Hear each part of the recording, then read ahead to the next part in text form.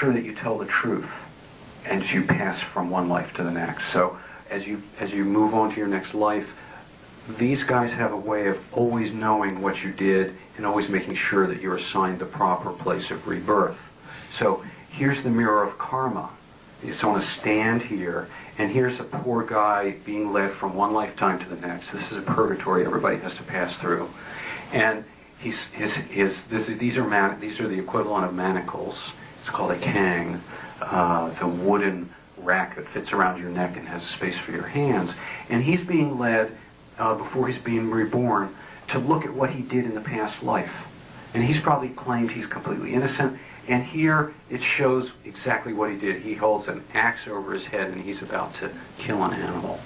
So this is what he did in his past life. When you pass through purgatory and the 10 kings of hell, you can lie but you can't hide. Right? They're going to find out what you did. Here's a similar representation, except one that's not part of a painting with Dizang Garba in the center. Here's the king, the magistrate-like king. He has the emperor's hat on, actually. He's thought to be King Yama. And here, again, is his mirror. It's one of his tools. He knows the truth.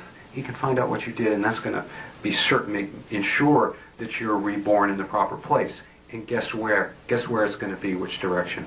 Probably not upward.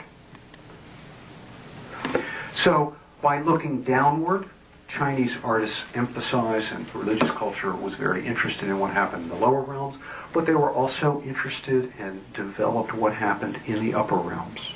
So ideas about paradise and is the specifically Buddhist notion of a pure land in the next life, separate from samsara, not the same as nirvana, filled with only pure things. One enters it and is automatically purified. One enters it and one stands in the presence of this Buddha. I haven't written down his name, but it's Amitabha Buddha. And Amitabha Buddha, again, is the Buddha is the largest figure in the painting. There are two chief assistants, two bodhisattvas. And notice half the painting is a beautiful ornate palace. It's not the deities or the figures, but it's a pure and very pleasant realm. The main figure and his two assistants. There are musicians here. There's a dancer and a musician here on these platforms, a dancer here in the center. And we have to ask, how do we gain access to this realm?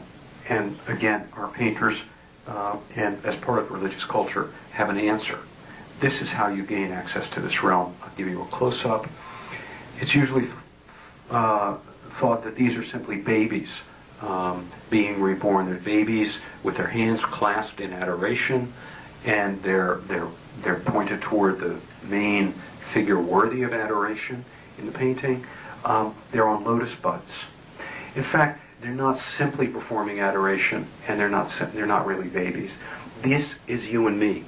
These are beings who are being reborn, in the process of being reborn, the same way the animals passing through the barrels were. They're in the process of being reborn in the Pure Land in the presence of a Buddha. So this is the appropriate attitude of adoration to take toward the Buddha. So it's by focusing on the higher realms and the lower realms that many Chinese took some of the basic ideas from the Wheel of Rebirth, but largely dispensed with the wheel as a whole. Instead, they took parts of it and developed it in their own directions. I've spoken for quite a while and shown probably too many pictures to be absorbed, but why don't I stop there? I'm happy to take questions or listen to your comments.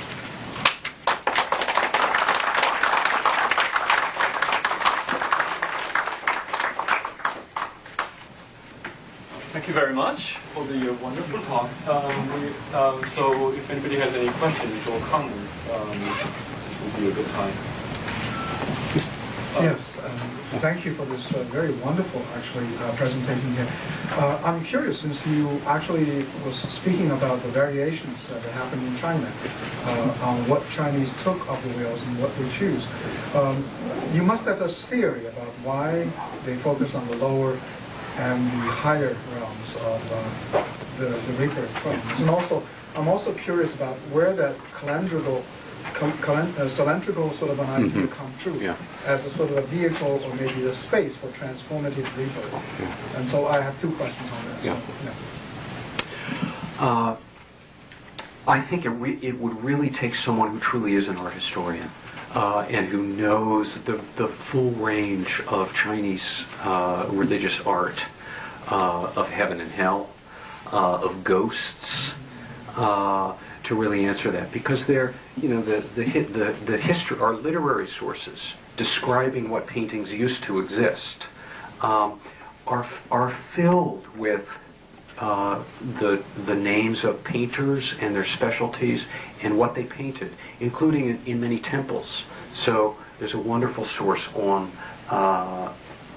from Xuanzong's flight to Chengdu, for instance, in the Tang, that describes the temples there and what paintings are there.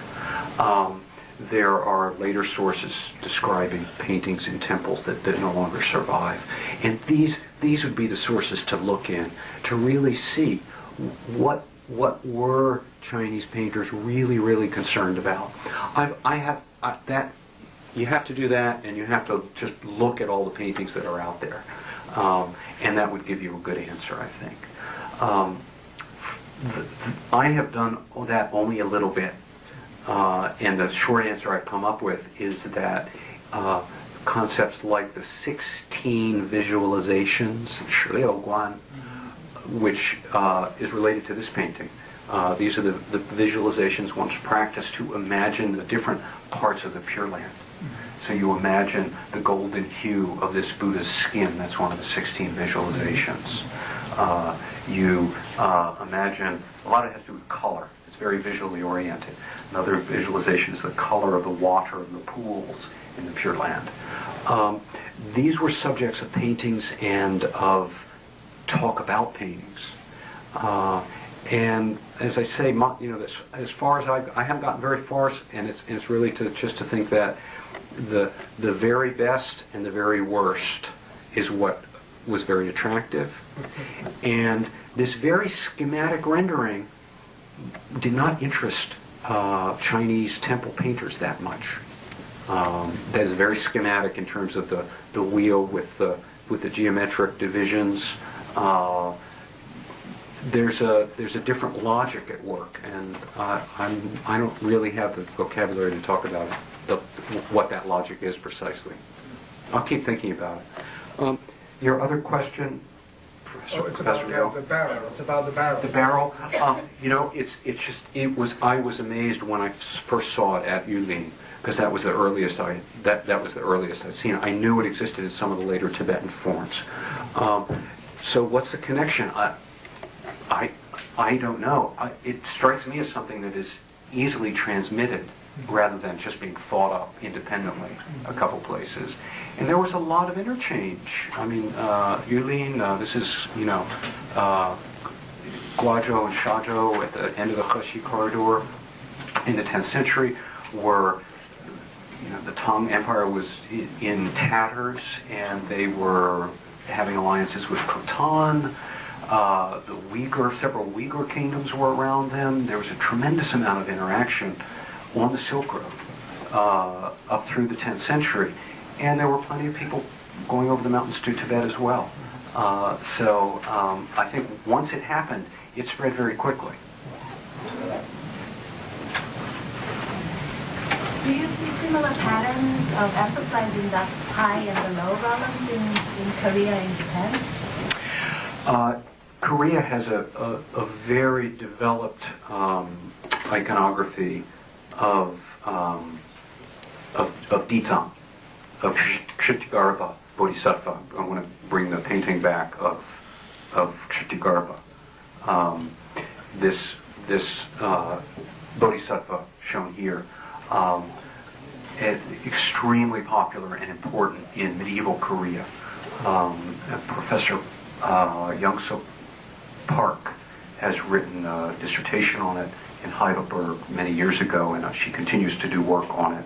And there's a few younger scholars in Korea, art historians, who continue to work on this particular cult. He's very important bodhisattva.